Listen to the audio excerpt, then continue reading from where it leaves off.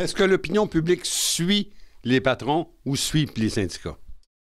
Je pense que, si vous me permettez l'expression, c'est pas très crunchy les syndicats dans son ensemble. Hein? On sait, on dit les syndicats, puis d'abord l'industrie de la construction aussi. C'est facile de casser du sucre sur le dos des syndicats. La vague d'animateurs à radio poubelle, appelons-le comme ça, se font un plaisir souvent de rabrouer les chefs syndicaux et les syndicats.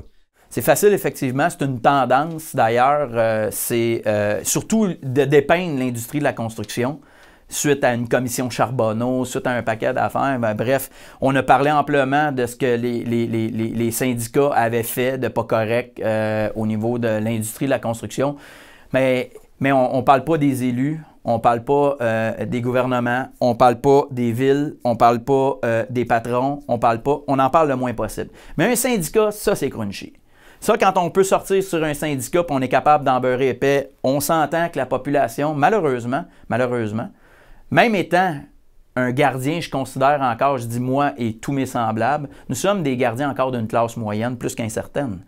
Mais c'est crunchy de frapper sur un syndicat et l'opinion publique, c'est dur à gagner. C'est très dur à gagner et d'autant plus la construction avec tous les préjugés.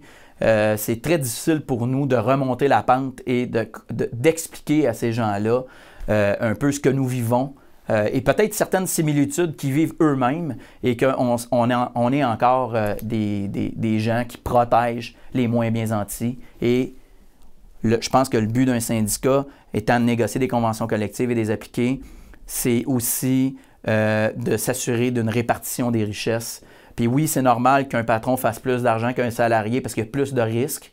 Il y a toutes sortes de choses que je pense qu'il va mettre en gage par rapport à ça, le facteur. Mais je pense qu'un travailleur aussi se doit non seulement d'avoir des conditions de travail qui sont acceptables, mais être capable aussi, comme payeur de taxes puis payeur d'impôts au Québec, être capable de payer sa maison, de payer son véhicule, de payer son Hydro-Québec qui suit l'inflation qui est toujours à la hausse.